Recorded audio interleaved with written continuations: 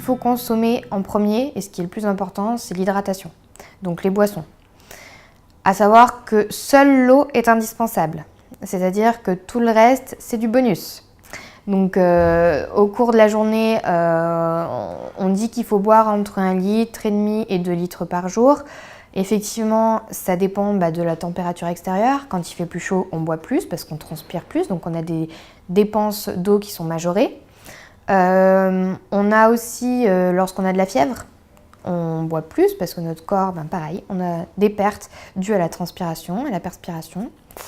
Et lorsqu'on fait une activité physique, exactement pour les mêmes raisons, parce qu'on transpire plus, donc on dépense plus d'eau, donc il faut augmenter les apports. Ce qu'il faut bien savoir, c'est que dans ces 2 litres d'eau, tout ce qui est les cafés, le thé, c'est quand même comptabilisé.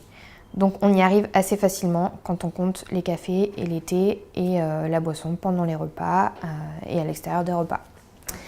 Pour ceux qui ont, par exemple, les conseils que je peux donner à quelqu'un qui n'a pas l'habitude de boire et qui n'aime pas trop ça, c'est de prendre une bouteille et de la remplir et de la boire et de se dire qu'il faut l'avoir bu à la fin de la journée. Ça donne déjà un indicateur visuel sur notre consommation d'eau et ça permet un petit peu de donner des bonnes habitudes.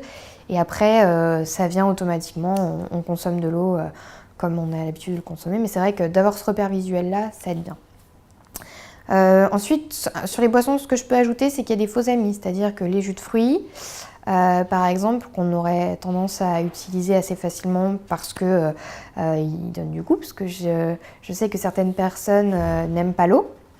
Alors, plutôt que des jus de fruits, quand même, sont riches en sucre, en fructose, etc. Je peux vous conseiller de faire des eaux aromatisées. C'est-à-dire que vous prenez votre bouteille d'eau, vous mettez un petit peu de concombre, un petit peu de menthe, un petit peu de framboise, ou vous pouvez varier avec de la fraise, du basilic, des choses comme ça, vous les mettez au frais. Et là, dans ces cas-là, on a quand même du goût, sans avoir l'apport énergétique. Et en plus, on a les minéraux des fruits qui